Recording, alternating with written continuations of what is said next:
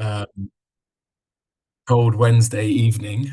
So hopefully all at home, nice and warm, ready to basically learn everything about how to write a CV, how to construct a cover letter from our amazing colleagues at Pearson's. And yeah, just hopefully this is really insightful for you and you can help use this to kind of build up moving forward with your applications that are going to start pushing out, that you'll start pushing out, sorry, kind of from now. I guess some of you probably already started applying to apprenticeships if that's the pathway you're on.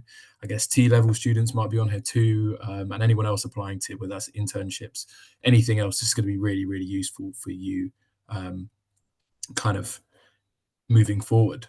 So I hope I'm showing my screen. Sorry, I hadn't put it on full screen just then, but I think it should be in full screen now. Quickly, I'm Elijah from Pathway CTM, and yeah, I'm going to basically just do a quick intro, talk a little bit about us and what we do and the support we can provide you with, and then pass over to Siobhan and Petronella from the Pearsons. And yeah, we basically run these sessions monthly, so pretty much every month you'll be able to get some really insightful knowledge from us as professionals that work in the field that kind of are here to help you and hopefully aspire to make you feel empowered to make really good decisions and feel like you know where you have access to resources that you need too. Cool. So in terms of the host, I just ran through that. We actually have a podcast, that reminds me, that's where that picture's from. So I will share it out in the post comms to you, so you can click on that link and listen to the podcast. Really insightful session that we did together. So yeah, we have an accompanying workbook too that you can do alongside it. So if you want to do some activity with that, I would really advise doing that too. Yeah, so a bit about Pathway. Our mission is to inspire, inform, and support students. So basically, we are here for you, everything we do, and every day I come into work, I'm here to basically ensure that you feel empowered to know kind of how to make the best next step for you, whether that's, doing an apprenticeship, going to university. I'm just here to empower you to feel like you know what options you have available to you. And our kind of vision motto is driving young people to find the right pathway for them to kickstart their career. So that's what we're all about. So what do we have on our page? I'm sure most of you will be aware, as otherwise you wouldn't have been able to join the event, but some of you might not be. Basically, we have employer profiles on our page. So this is what the Pearson one would look like. Well, it's what the Pearson one looks like. And it basically enables you to see kind of a bit about what the employer does, a bit of like fundamental information about the company. And then below that, it will talk about the events that we are running with them, any opportunities that they have live on our site. And you can access that for a range of different employers across the Pathway CTM website. We also have an employability program. So this is basically like virtual that can be completed in your own time. It allows you to understand a bit more about the pathways post 16, post 18, so apprenticeship routes, what you might do in terms of the levels. So whether that's you'd be doing a level 3 when you finish school at 16, or you're doing a level 6 when you finish school at 18. I'll get into a bit more detail about that shortly, but that's kind of what that means. Building your personal brand. We actually did a previous session on this. Some of you probably already aware that joined it a couple of weeks ago. That's actually available to access. So if you want to follow up after this webinar, please do, and we can share that with you too. But this basically employability program encompasses that as well. Transferable skills, we also done quite a lot on that too in our Pearson sessions that we've run together.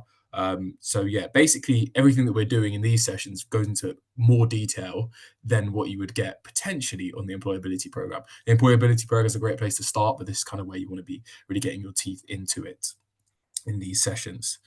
And you get a certificate after finishing, so who doesn't love a certificate? And then we also, this is kind of our USP, is the mentoring. So we basically can help support you through mentoring to enable you to feel like you know what you're doing when you're applying to an employer. So whether that's Pearson, we will take you through step by step. So if you want to apply to an apprenticeship with the team there, we will basically take you through the application process so that if it's a CV that you need to CV and cover letter you need to submit, or if it's a 150-word application that you need to submit, we'll basically be there to help support you and provide you with the foundations to complete that in a really good way, and basically hopefully you then get through to the next stage of the process, and then we'll help you through each stage. So whether that's the next stage of online testing or the assessment center, all that kind of thing, we're basically here to support you in whatever way that you need ahead of each stage of the recruitment process. Cool. So what I thought we'd do today is basically, considering what we do is, and we're kind of biased at Pathway, is basically make you feel empowered to understand a lot more about apprenticeships more broadly. I just wanted to dive into a little bit about what an apprenticeship is for anyone that isn't aware. So basically, these are the levels, and I think I'll go over that first because I think it's probably one of the most important things that people overlook. So you can basically do an apprenticeship from level 2 all the way up to a level 6 or 7. So a level 2 is the equivalent of 5 GCSEs at grade 9 to 4, which is fantastic. And that basically can do that at, I think it's 15, you could do that. And then that's kind of the equivalent of getting your GCSEs that would enable you then to take on and do a level 3. And a level 3, for those of you that do A levels, is the equivalent to getting 2 A levels. But basically is at that kind of same level of equivalent education. And then a 4 or 5 is like foundation degree. So whether that's kind of like your first year, your second year of your degree, and then level 6 would be a bachelor's degree equivalent qualification. Then level 7, you're looking at a master's qualification equivalent. So one of my biggest tips, and the one thing we like to talk about a lot of Pathway, is not overlooking levels 3 to 5 because you finish sixth form or college.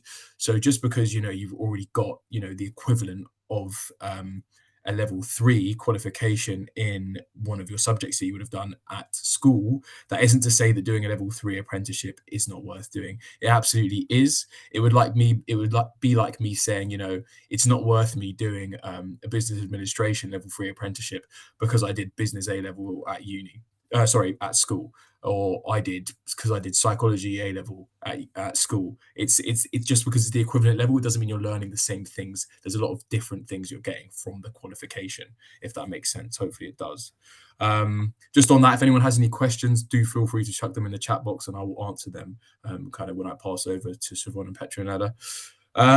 It's a full-time job, so you will be doing a qualification at the same time as doing this full-time job, but you do need to remember that, like, first things first, you are in a working environment pretty much every day. It might look something like 4 days in the office, 1 day at college, university, whatever level you're at, but it really just depends on where you're doing the apprenticeship. You can't do it alongside school, college, or uni, so that's something you do need to consider, whether that's a route that you want to take. Obviously, you're getting an annual salary, which is a massive bonus. You're not taking any debt that you would get going to university, which is something I kind of envy those of you that do get apprenticeship, do apprenticeship and go down that route.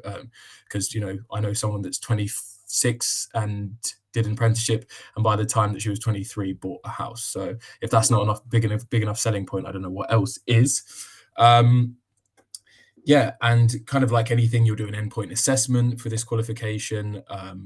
So yeah, it's kind of as you would expect in terms of doing qualification, but you're doing the same thing.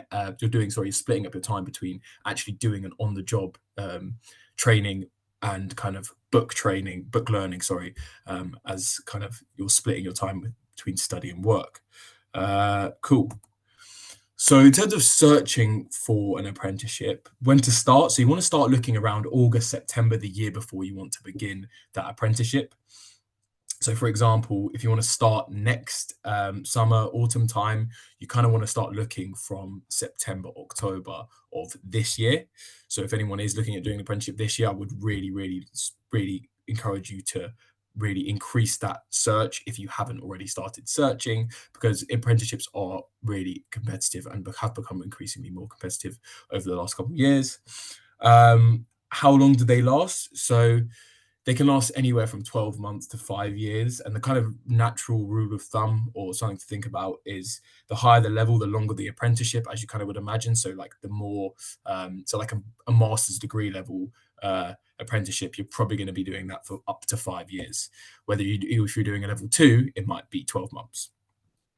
The lengths do vary dependent on the employer, though, so that's not just something to take for gospel. You need to check across all the different companies that you're applying to how long the lengths would be.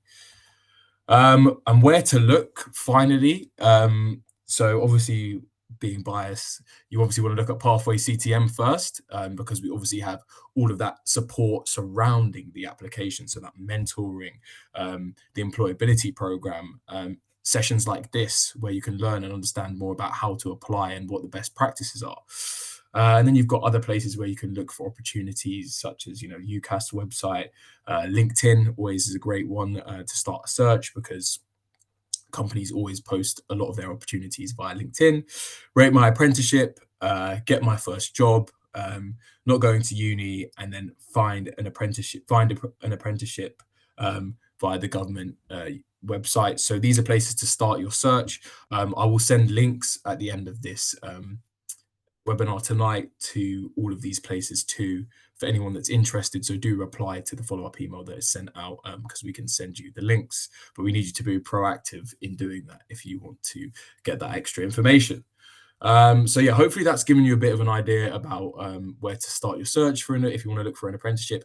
And also just to say, it's the same with kind of if you end up looking for a grad role, an internship, any kind of entry level position at a business, the process is going to be very much the same. It's just a slightly different level that you'll be entering in, and the job boards that I just ran through here will be different. So yeah, just something to think about for the future, and hopefully for those of you that are looking for apprenticeships, I've given you a new place to start your search and maybe some more information too. So I'm going to pass over to Siobhan now, who's going to just go over a bit of an agenda for this evening and kind of talk a bit more about in detail what the team are going to share in terms of their best practice for CVs and writing cover letters. Thank you, Elijah, and the team at Pathway CTM. That was a great whistle-stop tour of what it's like to start applications, the opportunities and apprenticeships, all those levels, and the kind of time frame that candidates need to be looking for. But we want to spend the next 40 to 45 minutes really nailing down some of those skills about how to ace applications. We have quite a lot of experience of working with early careers candidates, like many of the attendees of this webinar tonight, who are sort of confused about processes, not really sure where to start. So we really hope that the next 40 minutes really does give you some helpful tips and advice for those kind of next steps in preparing for applications. We've also got some T-level placements available at Pearson coming up, and we know that we've got quite a few students who are planning to apply for them that are attending tonight. So you're getting a really insight from the insider recruitment team on what we look for from Pearson, but we'll also give some generic advice for just good practice when applying for apprenticeships, internships, all types of roles with an employer. So we're going to cover what is a CV, taking it right back to basics so you understand the benefits of that and how it can be used, give you some hints and tips for CVs. Then Petronella, who is a recruitment consultant apprentice who looks at CVs day in, day out, is a real kind of technical whiz on these things. We'll go through kind of a step-by-step guidance on building your CV. So after tonight, you can go in and actually build your own. We'll also cover something called a cover letter that is still used by quite a lot of large employers, and can be useful in just kind of making sure that you're identifying kind of your key skills and relating yourself to job roles and how you can sell and align yourself to companies. So a cover letter is really important in the process. So take you through the fundamentals of that. And again, just end with kind of any best practice and kind of what recruiters are looking for when looking at early talent. So I think we'll get straight into it. So many of you probably would have heard of a CV before, but for those of you that haven't, a curriculum vitae, if you go to the next slide, thanks, Petronella, is a document that summarises your skills, experience, educational attainment and achievements. It's very personal to you. It usually is a Word or can be put into sort of PDF version. I would recommend it's probably no more than 2 sides in length. And it's your personal way to sell yourself to prospective employers, or other opportunities that might require it, volunteering opportunities and things like that. It's a really great way for you to actually take a step and kind of look at what you can offer the world and put your personal stamp on that.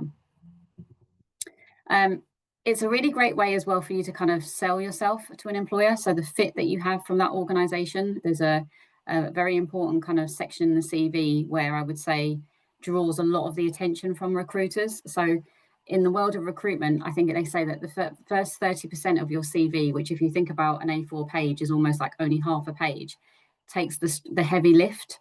So putting a lot of effort into the visual kind of look of a CV, how you present that kind of personal profile at the top of it, what you say in them very early paragraphs really kind of draws in someone. So it should be the strongest part, and you should put a little bit of effort about selling yourself and why you would be a particular fit for a job role or an apprenticeship, for example. It's the first kind of engagement that you'll have with a potential recruiter or a hiring manager. So those first impressions of what the employer sees from you is very much from a CV. Doesn't always seem the most personal thing because it's a piece of paper or a digital copy of it, but actually it is still very much kind of used by recruiters either in a CV format or your CV replicated into like an application form online is how we kind of have to assess you and make judgments. So first impressions always count for things like CV. So putting a bit of time and effort in is really worthwhile. It really showcases your strengths and your experiences, even if quite limited at this point in your career. It says it there, it can open doors. Like I said, it's very much your kind of first thing that you can kind of offer to employers and recruiters. So it's something worth kind of making a bit of effort on. And depending on how much you tailor it for success, it really can be quite a powerful tool, I would say, in not only kind of demonstrating to the employer that you're trying to apply for apprenticeships and roles with, but also to yourself. It makes you think about your own strengths and weaknesses and document that as well as time goes by in your career. Next slide, please, Section. So there's some key tips I would say for a good CV.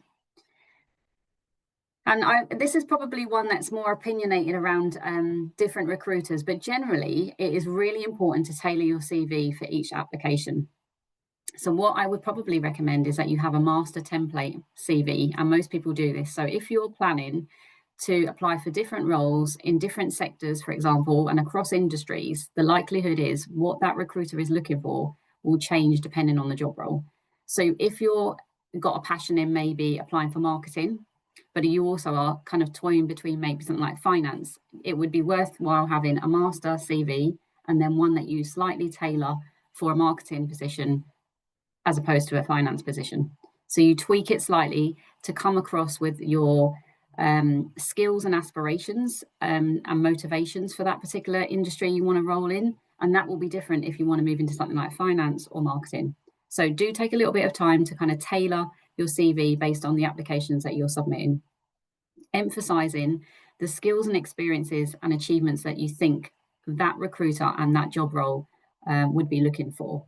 So one of the key things that's really important is to look at the job description or the outline of the duties and the role that you'll be applying for, and take keywords from those. So if they're looking for someone who's a good communicator or a team player, making sure that you also have elements of that. If it's true and replicates what you feel as yourself, you could add that into your CV.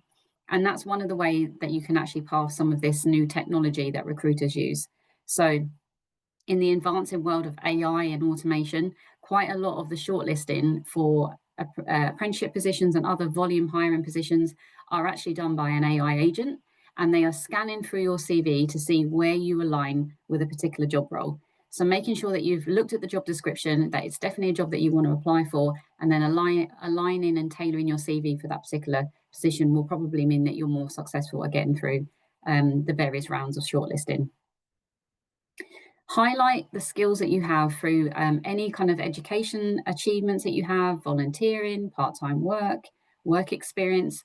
Adding all that on there, even if you feel it's only for a couple of days or a week or two, really just showcases to an employer that you have got some of those key fundamental employability skills around showing up to work, understanding your personal brand, asking questions, problem solving, all the things that we really highly rate as an employer. So I would say, even if you feel that you haven't had much work experience, trying to put as many of the skills and transferable skills that could be aligned to a job, for example, that you've gained through non-paid kind of employment are still as relevant as those that are from work experience that is paid.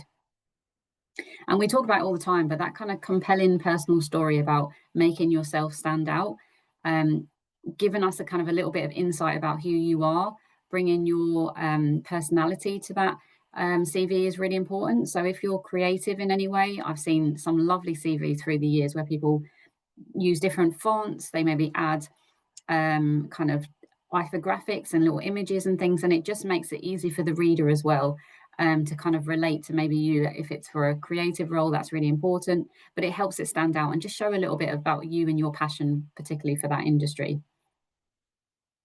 Next slide, Petronella. I'm going to hand over to Petronella, who's now going to talk in a bit more kind of step-to-step guidance, breaking down the CV, all the different parts of that document, and she's going to walk you through that in some detail and give you some hints and tips. Hello everyone, nice to meet you. So, like Siobhan mentioned, I am a technical sourcer here at Pearson, and to be honest, I've reviewed thousands and thousands of CV, and I would like to share a few tips and hints I've collected throughout my career or my journey, I would say, in order to help you out in building a really, really good CV and an outstanding one. So, the first step is to start with a strong header. So your CV should always begin with a clean, professional header. So think about it. Start by placing your name in a large, bold font, so it stands out immediately. That is the first thing that recruiters want to see is what your name is. So basically, this is sort of your personal brand. So make sure it's clear and easy to read. Directly under your name, include maybe your contact information, your email address, phone number, and your LinkedIn profile. I've seen a lot of mistakes going on around this. A lot put the full address. This is not a necessary step to add to your CV just because this is a personal information and you do not need to share it with a recruiter to this stage when applying for a role. So make sure you don't put your full email, your full address. Maybe just sort of London or Manchester, sort of that area. Again, include your LinkedIn profile link. As a recruiter, my second step after reviewing a CV is checking a LinkedIn profile. The reason for that is really just to sort of cross check if what you write on your CV is sort of linked to your LinkedIn account, and to see basically if it's truthful. So those should be simple, accurate, and professional. Again, make sure your email address is appropriate for work-related communication. So make sure there's no weird names on it, or just in general, really, just make sure it's work-related. Again, optionally, as a student that you may not have as much experience, you can include a short professional tangible that gives you tagline basically that gives employers a quick idea of who you are, such as aspiring digital marketer or a creative problem solver or a junior data analyst with a passion for insights. There's a lot of headlines that you can use to sort of identify who you are and what you want to be. So these small details, I would say, help create an instant impression and sets the tone for the rest of the CV. The second step would be to add a profile statement. This is a short paragraph of 2 to 3 lines at the top of your CV. So think of it as a personal introduction, sort of.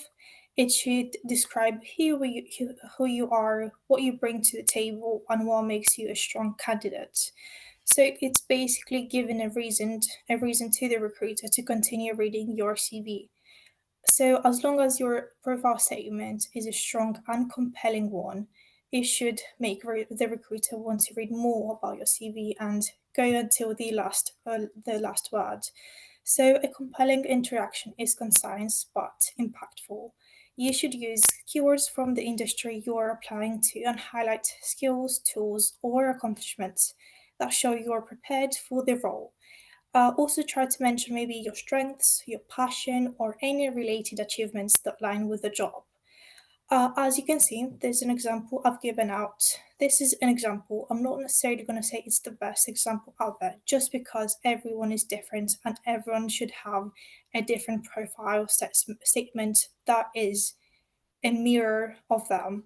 So this is example. It's a results-driven data professional with a strong interest in data-driven decision making within a corporate environment, equipped with a foundation in quantitative methods and a keen attention to detail. I am committed to turning raw data into reliable insights that guide business performance and growth. So, this kind of statement immediately positions you as focused, confident, and capable.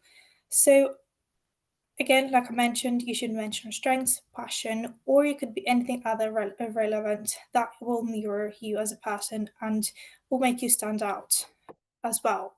So this is the second step, I would say. This is sort of the second thing that your CV must have. The third thing is after your profile, the next session should focus on your key skills. It's important to highlight again your key skills. Even if you don't have a formal job experience, I'm sure that you've still gained thousands of skills through school, volunteering, any hobbies that you may have, or if you have worked part-time. And employers do value those more than you think. So ideally, I would say to start identify the skills you developed in real situations. Think about it as this could be maybe if you were to lead a group or you led a group within a project, or you have managed your time during exams. I think it's really critical when you take exams, so it's really important how you time manage it, how you plan for that, how you plan to study, and everything else. Maybe helping customers in a part-time job. That's another amazing skill. Or any volunteering event. Again, all these experiences show responsibility and initiative. The second thing I would highlight is to make sure that you use bullet points to list your skills. This can be both hard skills like Microsoft Office, data analysis, but also soft skills like communication, teamwork, problem solving, and time management. Bullet points do make your CV easier to read and help employers quickly identify your strengths. I've seen a lot that try to write in paragraphs. It's a good way to sort of show a clean CV, but it's so difficult to read throughout all your skills and understanding exactly what you want to express to us. So the best way I would say is be quick and to the point. So do list your skills that you have obtained within a specific action or task that you took throughout your journey. Even if you're not, if you haven't worked in a real job, you should focus on maybe transferable skills, skills that you can use in almost any role. So if you want to work for an administrative role, uh, imagine organizations are looking for maybe organizational value and attention to detail. If you want to work in customer service roles, they will require communication and empathy. Or if you're looking to work in creative roles, they're looking for analytical thinking and collaboration, and so on. So when you're looking to apply for a specific role, try and understand what skills are they looking for, and try from your experience to extract those and put them into your CV to make sure that they align with the role. So again, another tip I would say to use powerful action verbs to show words like improved, enhanced, collaborated, facilitated, initiated, and streamlined to really make those experiences sound more dynamic and professional. So again, like I mentioned, the most important thing is to ensure that the key skills you highlight do align with the role. There shouldn't be a point if you have different skills or put it in there just a lot of skills. Just make sure you have tons of skills, make sure they do align, and take out any maybe irrelevant skills that the recruiter may not need to know about. That's all about highlighting your skills. The third step is to prioritize relevant experience. I reviewed again multiple CVs that had a really relevant experience, and my number one question would be, why have they added this? I do not need to know for this at this moment. It can be a little bit harsh, but imagine reading maybe a 10-page CV and the experience is not irrelevant. I've seen CVs that are 10 pages, 20 pages, and so on. So you can imagine how difficult that could be. That's why, hence, we do want you to only put the relevant experience. So again, always make sure you prioritize relevance. Recruiters do want to see how your background aligns with the job you're applying for, not everything you've ever done. So choosing experiences that demonstrate your skills, your work ethic, and potential. You do not need years of experience. Even school projects, volunteering, internships, part-time jobs can show responsibility and growth as well, like mentioned above. For beginners, like many of you in the school, the most important thing is to highlight your proactive attitude. When I'm looking at a CV that I know it's somebody that doesn't have much experience, I really want to see that proactive attitude. I want to see that can-do attitude. So I want to make sure that your CV does highlight that. Again, many employers, not just us, value individuals who just show initiative, curiosity, and willingness to learn.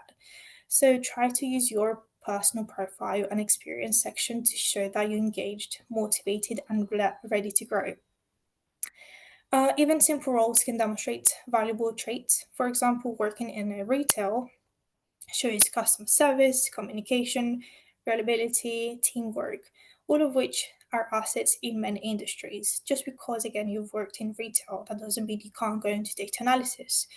Just you have to just to try to see what skills you've grown and adapted from there, and how can you transfer that to that role that you're sort of targeting. So this is all about prioritizing relevant experience. Step 5 will be to keep it clean and easy to scan. I would say this links with the clear bullet points, but again, when it comes to formatting, I would say being simple and clear is just simplicity and clarity is really your best friend. Recruiters often do spend a few seconds really scanning your CV. So you need to make a layout clean and easy to scan. So you need to make sure that what you want to show the recruiter is visible and not sort of buried under long paragraphs or formatting that has been shifted and changed and so on. So again, try to use clear headings, plenty of white space, and use short bullet points. Again, try to avoid long paragraphs. They're really overwhelming to read and make important details like to spot harder. So think about that when you try to sort of embed things into your CV. I would say try to stay between 5 to 8 bullet points for each role or experience. Focus on your key responsibilities and achievements. Not every task you completed, just the things that do matter for the role that you're applying for. I would say this structure makes your CV look professional and helps a recruiter quickly find the information that matters the most, and then again to move forward with your CV. Next step is number 6, which is tailoring it to the job. Siobhan did touch base on this, and she did mention the importance of tailoring your CV to the job. So one of the biggest mistakes people do make is using the same CV for every single job. And I would say every single job is different. A lot of roles do sound the same but ask different things. So to stand out, do tailor your CV to each role you're applying for. I know it is time consuming. I've been through that journey. I know how devastating or how difficult it is to try to align your CV to every single apprenticeship maybe you're applying for or just full-time role, but it does make a really big difference. So what does this mean? What does it mean to really tailor it to the job? It doesn't mean you have to change your whole CV. It's just maybe adjusting maybe a little bit your skills or your experience to match the keywords in the job description. This step I would say is really crucial because both recruiters and applicant tracking systems known as ATS scan your CV for specific skills, qualification, and phrases. So if your CV doesn't have those specific skills or specific keywords, it may never reach a human reviewer. So we just may be put away just automatically by the ATS system, and it won't even get to the recruiter's hands. Again, to tailor your CV effectively, make sure you carefully read the job description and highlight the key skills, tools, and qualification mentioned. Now, what I've seen a lot of times is basically a lot just take the words from the job description and put them into the CV, and it's not relevant. So do try when you try to sort of steal words from the job description, make sure it does align with your CV, with your experience, and everything that you have there. So do not take a word from the job description and it doesn't have any relation with you or with your skills That's just again going to throw the recruiter away, and they're not going to continue reviewing your CV, and they're most likely going to put it on the side. Again, make sure it matches your experience and your coursework to those keywords like mentioned. Reorder your sections so the most relevant information appear first. Also, do adjust your profile statement so it reflects exactly what the employer is looking for. Like I mentioned, again, even small changes can make significant increase to your chances of getting an interview. So making those adjustable changes will make a big impact to the outcome of your application. Moving forward is adding a touch of personality. It's really important at the moment, at this time where AI is so consistent and we see it everywhere. A lot of students and others do try to use AI to make a really outstanding application and CV. Yes, AI is a really good helping tool, but we do not want to see a fully AI generated CV. And to be honest, it is really easy for recruiters to spot which is a human written CV and which one is an AI written CV. So by adding a touch of personality, highlighting key projects or volunteering or any achievements, they do show your initiative and your interest. Those experiences reveal who you are beyond your job duties and give employees a better sense of your motivations and values. So make sure that the achievements you include are relevant to the role. For example, if you're applying for a project management role, talk about the times you led teams, managed deadlines, and delivered successful results. Again, you don't need to have actual experience in the real role. This can be at college or high school, depending where you are at this moment.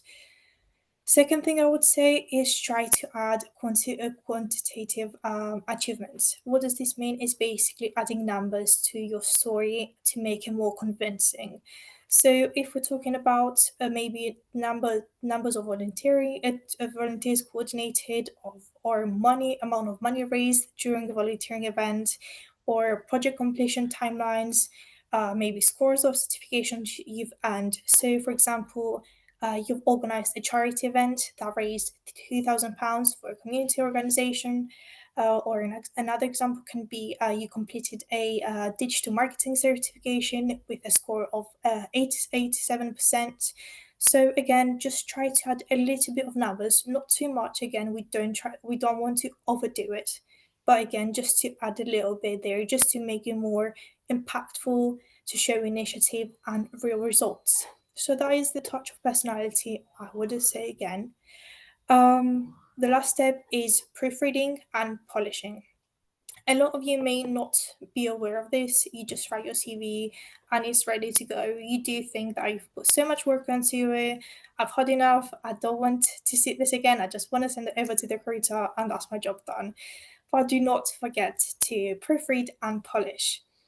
Do take your time to review it, just because every single spelling mistake or grammar mistake can give the impression that you lack attention to detail, and that's something employers do notice immediately. So I would say you don't necessarily have to go again and check over and over again.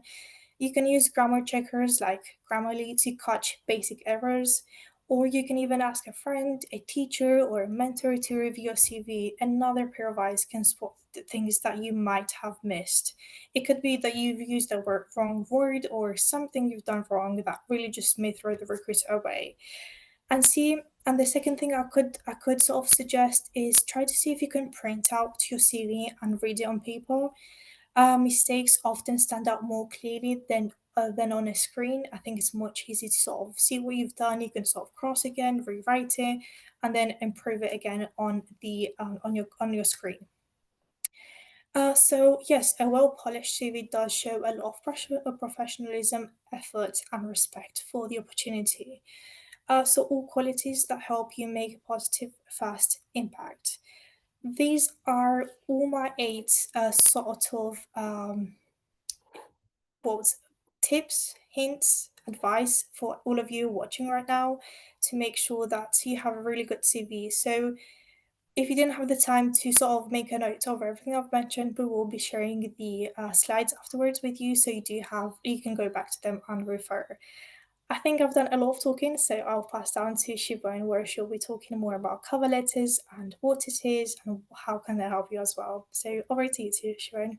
Thank you, Petronella. And I just really want to stress to the group that are online tonight, and anyone that watches this recording, you'll see that we've put a lot of emphasis on you sort of starting from a blank piece of paper and building your CV yourself. I know that it's really tempting to go onto one of these online templates or an Indeed and fill out some information, and then it will create what looks like quite a nice polished CV.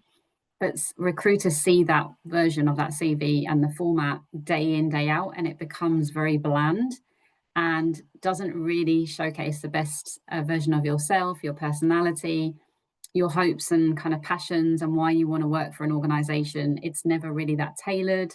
So taking some of that advice that Petronella's just covered, I would really recommend that you do, and don't try and do so many shortcuts. There might be aspects of it that you can use in terms of the AI for maybe tailoring and when you have to tweak things, but definitely get the master CV. It will be something you'll come back to your whole life. I mean, I still rely on my original CV for things like when did I do my GCSEs, when did I do my A levels. So getting that kind of master template right will be something you'll always come back to forever. So just take the time and get that right first time. Okay, cover letters. So cover letters are a bit of a strange one for organisations. It's probably still used by over 50% of organisations globally. And there has been some research released recently that says many employers still like to receive cover letters, but they'll say that they're optional as part of the recruitment process.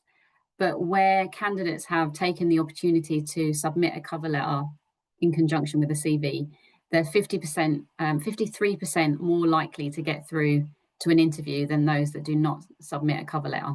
So where there is an option to add one, don't just think, oh, it's optional, it's not mandatory, I won't do it. It really is something that gives you an opportunity to further kind of get your foot through the door in the process. So I would definitely take the option to do one if you can.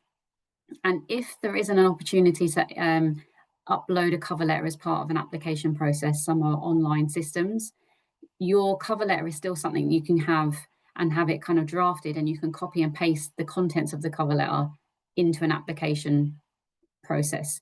So for example, if you're applying for an apprenticeship and instead of having a cover letter that you can submit, you can actually fill out some boxes where it might say, tell us anything else you want to add to your application. That's where you could actually add the same kind of content as what a cover letter would cover. So in short, it's usually a one-page document. It does look very much like a letter. So set out where it's kind of addressed to a particular person. It's quite nice if you know the details of that person. So if you know the name of the recruiter, they might be on LinkedIn and they've highlighted the role, or even just to the kind of recruitment team or early careers team. It's quite nice that you actually address them properly at the start as you would with any letter. Usually 3 paragraphs, I would say, where you again are looking at the job role and you're aligning yourself, and aspects of your CV that you haven't been able to fully bring to life can be covered in the cover letter. So you should introduce yourself to the employer, explain why you're interested in the role and the company, what is it about that particular company really resonates with you and has stood out, why you think that actually you're a good fit, why you think that your skills and achievements that you should highlight throughout the cover letter really are something that employer needs. And sell yourself as like future talent within their company, because you are. So really bring kind of your skill set to life in that cover letter. Show the enthusiasm that you have for the company and the job role, maybe your aspirations and your passions for that particular kind of career area, and show kind of your fit as well. So if you have seen and read about events that they do, or if you've seen anything that they've done with their apprentices, you can say, I really love what you did with that group, or I've seen the achievements of your apprentices and how you celebrate graduations, and it really kind of sings to me and kind of aligns with my values. Try and get as much of that kind of personality across. It's a really good opportunity for you, like as a marketing pitch, to complement your CV, to add a little bit more of you. You know, CVs, like Petronella and I has covered, we see a lot of them and they can be quite, you know, bullet point, very factual. This is kind of more your opportunity to shine a light on yourself and also specifically align yourself to that particular organization. So I would say that they do matter. Take a little bit of time. Don't kind of repeat your CV. Add a bit more about your motivations for the company and your hopes for the role. How you differentiate yourself over others. You know, how can you really kind of show that enthusiasm piece? And that isn't always that easy. Some people often create little videos. So I've seen people have a cover letter, but they'll often say, if it's sent digitally and here's a link to like a TikTok or a video where they kind of come across and they talk a little bit about themselves. So that's another way that you can do that. And then, like with all letters, it's really important, as Petronella said, that, you know, you spell check it, you make sure that you've kind of checked the grammar on it. And also when you're signing off, if you do know the name of the candidate and the person you're tailoring the letter for, then you would use yours sincerely when you're signing it off. So like in a normal kind of letterhead. And then if you don't know the person, you would just say yours faithfully and sign it off with your name. So again, just keeping to those real nice principles of a cover letter. Next slide, Petronella. So we've given you some detail here about what it can be in them kind of opening paragraphs. So starting off with a really strong hook, like why you're applying for the role. Again, that will be down to your passion for the particular job role and industry, but getting that kind of very kind of start of a 10 out on the first few lines. Get in there a little bit about your story, about, you know, why you want the job, why you think your journey so far is a good fit. I've seen some really nice comments before in cover letters where people have maybe seen a product that we've designed and they used our product, and ever since that day, surprisingly not even Pearson maths products. We had an intern a couple of years ago who actually had said how much that maths product had actually really changed her life, because she hated maths, and that because the brand had created that, she always wanted to circle back and work at Pearson. That's a really nice story. So if you can kind of relate to the brand, or if you've had any kind of connection with them in the past, that's a really nice way that you can hook it into the cover letter. And again, showing kind of like career aspirations around that brand and that employer is really important.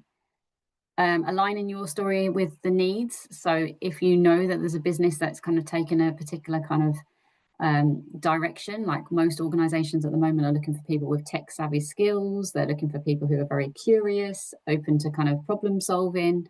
That's again where you kind of like align your story, yourself, to the needs of that aspiring kind of organization, and why it would mean that you're probably going to be selected for at least the next stage of the process. Keep it conversational yet professional. We say there, yeah, don't sound like a robot, because it will make it sound like you've just AI generated it. So even if you get the start of a 10 from an AI and you get the format in, then really do tweak it to make sure that it kind of sounds more like your personality. Often these AI tools are really great, but they will make you sound like you're the perfect fit for an organization and that you're a rounded individual who's already got all the skills, that you've got everything fully baked. That's not always what we're looking for in early careers. We're looking for people who've got the potential, and we want to be on that learning journey with you. So just making sure you don't oversell yourself as well, and that you keep it real. And then just end with impact. And that's with any kind of letter. When you're signing it off, you're making your point, you're setting your kind of stance in the sand, showing that final kind of excitement and call to action that you're really hoping and eager that you hear from them as soon as possible. Okay, so this last few minutes we're going to spend on kind of the realities of what recruiters look for. And this is at Pearson, but kind of across the piece, especially in the world of early careers, where we are focusing on a mixture of things really. And you can see we've put kind of 6 key things here, but we are really looking at more of the softer skills, the human skills, and that potential that I've talked about. You know, we know that you don't have extensive experience. If you're able to showcase that you've got some experience, then those transferable skills from some of these volunteering activities or kind of short work experience or paid part-time jobs that you might have, then that's great. But how do you get there first and foremost? In order to get that first chance into the world of work, we are really sympathetic that, you know, it's not that easy, and we have to really go on our kind of innate ability to kind of spot talent where we think the fit will be good within our organization.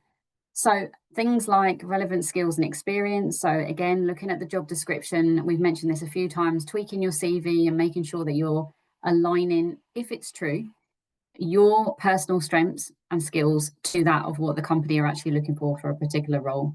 And where you can, as Petronella has mentioned, and it's come up a few times, demonstrate impact. So you're not just saying that you can do tasks and duties, you're actually saying what the impact and outcome of those were, and monetary or tangible kind of examples of that really help. Second one is cultural fit and values. And to be honest, I think this is massive. I think that kind of like alignment to an organization and whether or not you're going to be a good fit is a huge one for recruiters and for hiring managers. How are they going to align with the team? How are they going to be able to kind of live day in, day out, on these cold days when we have to get up and work every day? What's going to drive you and motivate you to come and work at Pearson or another organization? So that company mission has to really drive you, and you have to have an interest in it. So if that comes across through your CV, cover letter, and throughout the application process, even where you may not have done that well at school and you may be thinking, oh, my grades aren't good enough, still apply, because we don't just judge people on that set of grades that they got at 16 for the rest of their life. We're looking for potential. So I would say that that's a really kind of key thing, is trying to kind of understand the company, the mission, purpose, and align that that's something that's going to drive you as part of your career. Them soft skills, being adaptable, that you're willing to learn. I think that's one other thing I would pull out. Don't sort of say during the kind of cover letter stage, oh, I'm ready to leave school or A levels and college because I just really want to get a job and get into the world of work. If you're applying for an early careers role, chances are you are still going to be doing a learning program attached to that, be it an apprenticeship or an internship. There's always a lot of further learning, and we're always learning in companies every day. So making sure that you're kind of understanding that your motivation needs to also be open to kind of willing to learn. I would say that's learning new skills is a key one for us as part of what we look for in our candidates. Kind of covered is that motivation and interest. That's already there. So just getting that kind of passion across. Problem solving abilities, they're huge. We probably use this word quite a lot in terms of what we look for in candidates, but I cannot kind of egg this, that we really do look for people who can help with challenges, help us become the company that we want to be. With our innovation and drive, we need to be kind of striving to kind of make sure that Pearson are constantly relevant in the market, and that being a problem solver and helping us fix challenges, come up with new ideas, is exactly what we look for in our young talent. Woven into this kind of problem solving is definitely digital and technical skills. So if you are kind of very good at data analytics or Microsoft Office and AI kind of chatbots and things, again, that kind of standing you in really good stead as we move forward into the world of kind of AI and kind of digital innovation within businesses. And this is another great one, number 5, growth potential. Are you eager to learn and develop? I mentioned that before, but how do you get that across? So trying to kind of through the CV talk about, if it's an apprenticeship, have you looked at who the apprenticeship provider is? Have you looked at how long the training program attached to it is? Have you looked at what the qualifications and the actual outcomes of what you will achieve if you pass the apprenticeship? Is it linked to a professional membership body? Showing that kind of enthusiasm for the further growth that you're going to get and learning is really important as well. And then finishing it is the professional and presentation. I think we've kind of really kind of honed in on that today, about making sure that everything's kind of fully professional, making sure things like your CV, your email address is very professional. It doesn't have kind of like all these numbers and doesn't read very well and could be easily kind of inputted wrongly by an agent or something, or as an inputter. So making sure that basically your LinkedIn account, if you're over 16, matches and aligns, that you've not been kind of falsifying information, is authentic and really does kind of tell your story, I think is really important. Yeah, and I think that kind of covers it in a nutshell in terms of what recruiters are looking for. We really want to be part of your journey and your first step and have you as talent joining companies like Pearson. So don't be afraid to kind of apply for lots. It is very competitive, as Elijah said. Try not to get too downhearted during the application process. Apply for as many as you can. It also came up that you shouldn't just always be looking at level 6 and level 7 degree apprenticeships when you're leaving college, because that might be naturally something you align with not going to uni. There are some really great apprenticeships out there at lower levels with the opportunity to then progress on to degree apprenticeships. So good luck with the next stages in your application and search, and I really hope that you've learned something this evening. I think we've got a couple of minutes for questions, and over to you, Elijah. Yeah, for sure. Thanks so much. Yeah, Petra, is it okay if you can skip along a couple of slides just because I want to get attendee feedback? Oh, Just a wonderful. Thank you so much. Yeah. Just quickly from me, feedback is key for us. So if you could please complete the form, it really helps us improve session upon session, because these sessions are run monthly. So yeah, it's really all about what you guys want to hear from us, and especially next session we'll be really taking on and tailoring the session towards what feedback you've given us from previous sessions. So if there is a session to give us feedback, today is the day. But yeah, hopefully today's been really insightful for everyone. We've got one question that hasn't been answered while Siobhan and Petronella have been giving us some amazing information on how to construct CVs and cover letters. It is, just wanted to let you know that for me at least, the link, oh, they're just saying the link doesn't work. Oh my, sorry. It says the link doesn't mean specific feedback form, it just takes us to the main website. Oh, I think Ramatullah has cleared that up for you. So anyway, the QR code, if you scan that, will be correct, and I think Ramatullah has amended it. I'm happy to take the question from Oliver as well. So in a CV, should I give any explanation on skills/experience detailed, or is that just in a cover letter? I would definitely say you can expand a little on skills and experience. So you'll often see someone might have had a volunteering opportunity. So they'll state where it was, and then they might outline a couple of the skills with little kind of like dashes along with maybe kind of a one line on exactly what that skill achieved. So if it was that it was part of a volunteering expedition as part of Duke of Edinburgh or something, they might say that the skill was team working or collaboration or problem solving, and then they'll say an example of kind of exactly what they did and the role they played. I think that's probably really useful as an early careers candidate, where you've got probably a little bit of space on that 2-page CV to kind of expand a little bit.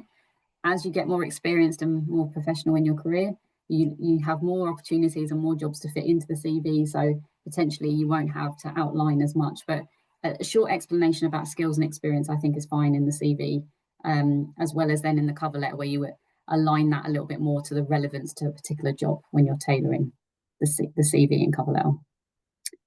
Do I just state in my bullet point skills, or do I use the show not tell technique?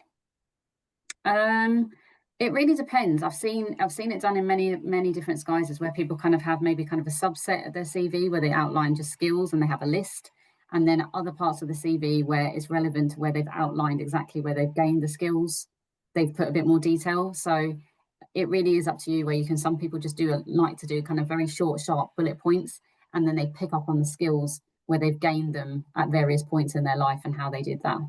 Would you add anything else, Petra, to that? No, I think that is the way of doing.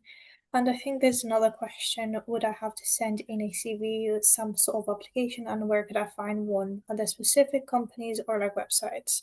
So if I bring you to the first slides, there's tons of different websites where you can apply directly for specific apprenticeships, like Elijah mentioned in the very beginning: Pathway CTM, UCAS, LinkedIn, Rate My Apprenticeship, Get My First Job, Nothing, Not Going to Uni, gov.uk. But if there's specific companies that you're targeting, you can go specifically on their website and apply directly to their apprenticeships. So there's a two-way you can do. It's using the websites where they will get all the apprenticeships from different companies on a specific vehicle website, or you can go directly to a specific company on the early careers roles, where you'll be able to identify their apprenticeships. So that is again, I think, a question that was not answered. I think that's all the questions, I believe. Do we have any other questions? Elijah, have we got the feedback sorted? Yes, we have.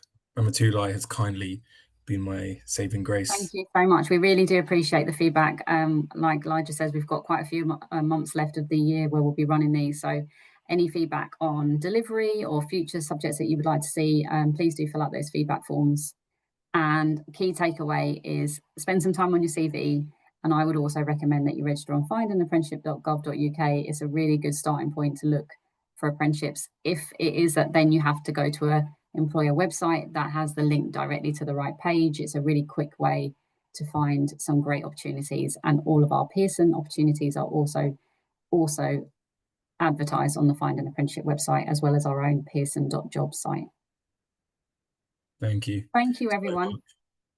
Thanks for the questions. Yeah, thanks for joining this evening. And yeah, hopefully see you in our next webinar, which will be on the 10th of December. So save the date, and it will be advertised across our Pathways site. So yeah, hopefully see you then. And thanks everyone and Petronella so much for your time. And yeah, see you on the next one. See you on the next one. Thanks, everyone. Bye. Bye.